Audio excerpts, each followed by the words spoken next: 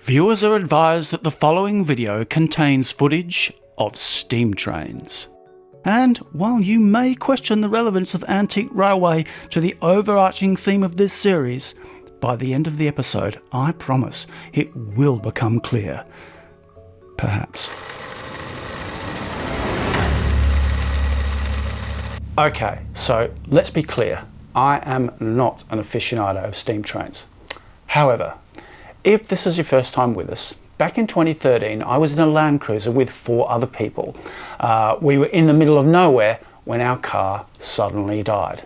And not long after that, the TV series we were shooting joined the car on the scrap heap. Reason being, let's just say we had our differences. However, a decade later, we're making this video and wondering if perhaps it might remind us what we had in common. And who knows? We might even go out shooting again.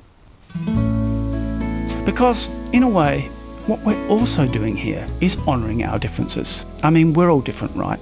For instance, some people really like steam trains. You know, there's this whole scene around steam.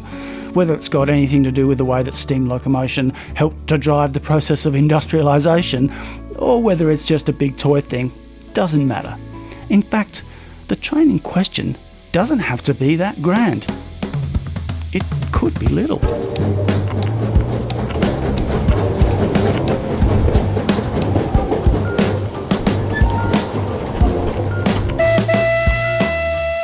And here's where the steam train ties into what we were trying to do in 2013, i.e. light entertainment magazine format TV. Sure, it's inoffensive fluff, absolutely. But when you get past that, it's also about an ability to see the good and to find the beauty in things.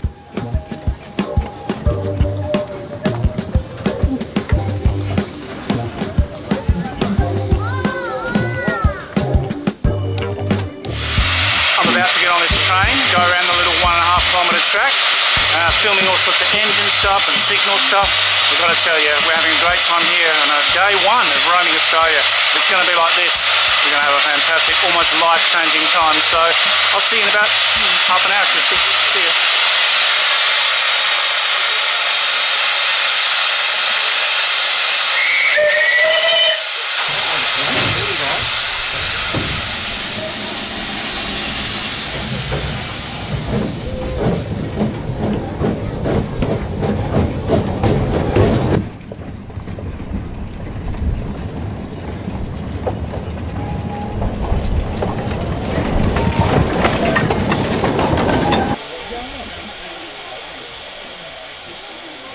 So yeah, steam trains, great thing.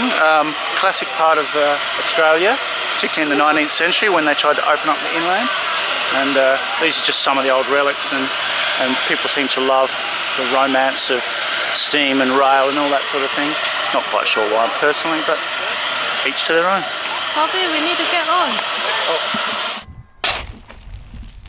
Looking back at this footage, it's obvious that this isn't really a story about an oversized toy train set, but a story about people and characters and what drives them.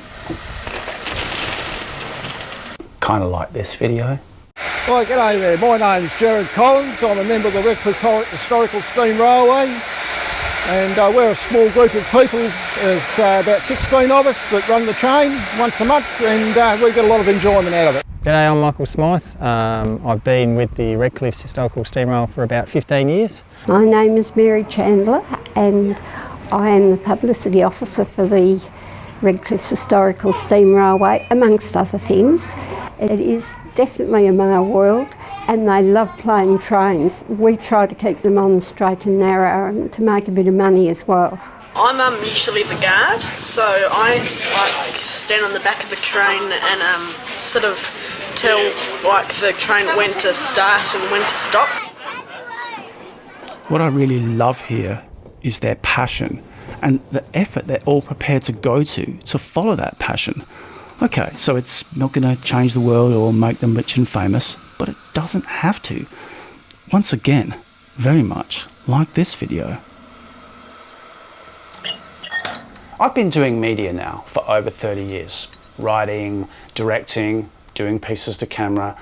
And let's be honest, none of it's changed the world or made it a better place, and none of it's got me a seat at the top table. But like those trained people, I do it because I love it. Taking things in, percolating it, running it around my head, reshaping it, and then re-expressing it.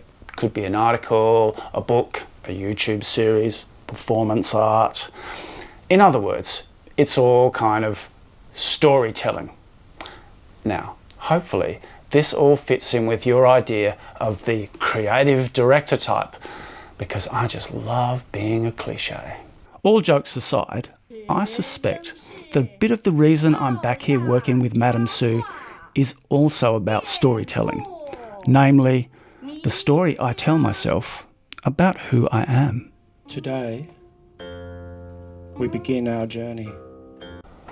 On one level, that story goes, hi, I'm Paul, I'm 56, I work as a freelance creative, I pretend to play guitar, I like to photograph trees, I'm left, right-handed, kind of ambidextrous, haven't got great eyesight, I was born in England, I like football, blah, blah, blah. But actually, none of that is who I am, or even why I'm here. Here is a tiny house in a patch of forest in the Dandenong Ranges just east of Melbourne, Australia. Bloody trees.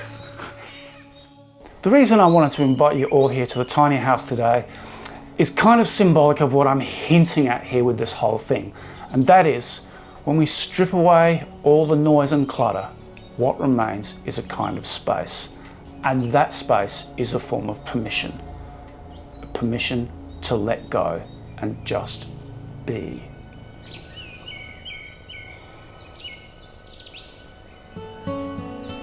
You know, I think what I love most about living in a place like this, apart from the obvious absolute beauty of it, is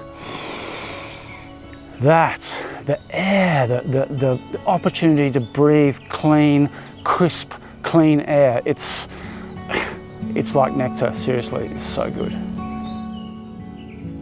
I know it might seem counterintuitive, but getting rid of all my stuff and moving into a tiny house, it's given me more space than I've ever had before.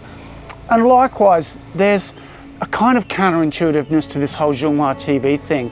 The idea of us getting back into that Land Cruiser with Madame Sue and driving around Australia again. Do we really want to do it? But what I feel at the moment is that if we're strong enough to be vulnerable and free enough to surrender, it might just work. Or something like that.